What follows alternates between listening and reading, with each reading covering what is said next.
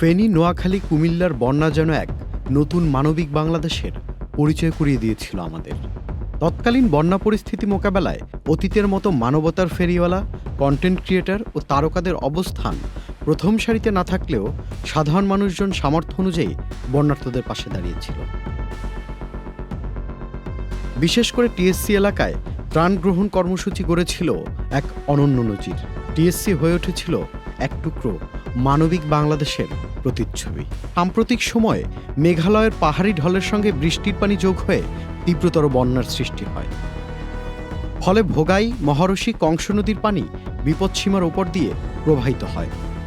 গবেষকরা বলছেন, মৌসুমি বায়ু যাওয়ার আগে অতিবৃষ্টির জন্যই ১.৫ মাসে দুবার বন্যা হয়েছে ময়মনসিংহ, ফেনী ও শেরপুর অঞ্চলে।